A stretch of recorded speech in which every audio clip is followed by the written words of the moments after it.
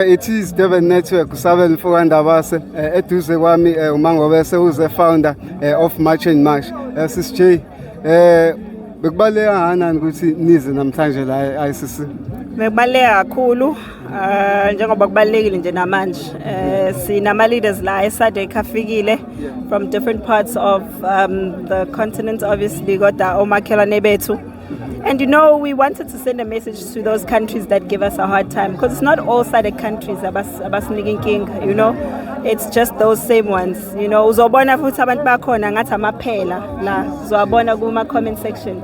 Awazi ukuthi yini ebahlulayo ukuthi mangabe sinenkinga thina siyilungisela inkinga zasezweni lethu.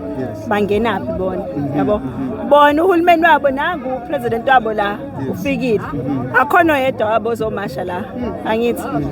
Into abahlulayo thina siyayenza, abathuli ngani pho, why fanele bahlale bekhulu, kodwa kumnandi ke futhi nabantu abathanda ukukhuluma ngoba hamba bazokhathala, bacabanga ukuthi kuzokhathala thina kodwa kuzokhathala bona. Thina izwe lethu la, we've got nowhere to go, we're not rushing anywhere, even if it takes us 5 years sizokwenza ukuhamba kodwa bona bazohamba.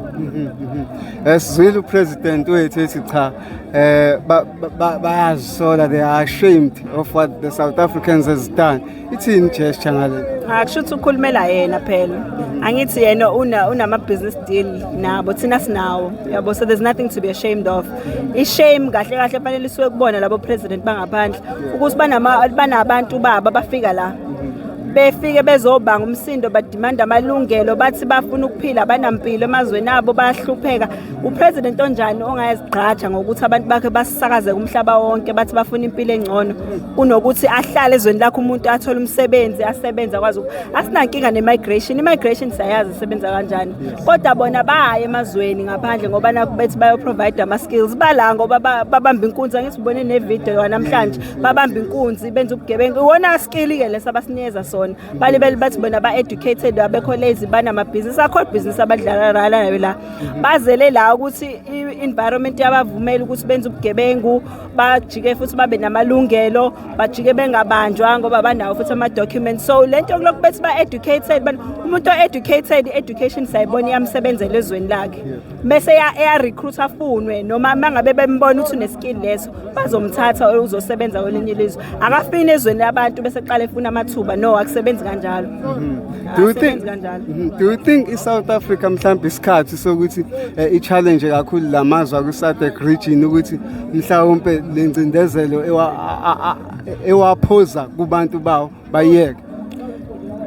Mina ngazi ukuthi ngingathini ngohulumeni wethu, but nje uyangidisappointa kakhulu ngoba ayekho uhulumeni ongafuni ukubona izwe lakhe li safe, yabo. Ubona kukhona intuthuko, abantu bephila kangcono, you know. But wena into eprioritize ukuthi uprotect abantu bangaphandle ngoba the time ubakhipha abantu bangaphandle ukwazi ukudila nenkinga zakho, yabo. So bona angi-understand ukuthi yini lenzima ngawo ukuthi batshela abantu babo ukuthi okay, naba abantu beni laba ama millions and millions. Sicela nje ukuthi ngesikhathi esiwukuthi nibe nisinikeza indlela zokuthi sibathathe sibagodukise phela nje. Angiyazi mina into enzima kangako ukuthi yenziwe. Uhulumeni wethu wona phela ufanele uqala indaba ngoba ibona bavula amabhoda lapho, ukuba bavula ngaba kwenzeki lokho kwenzakalayo.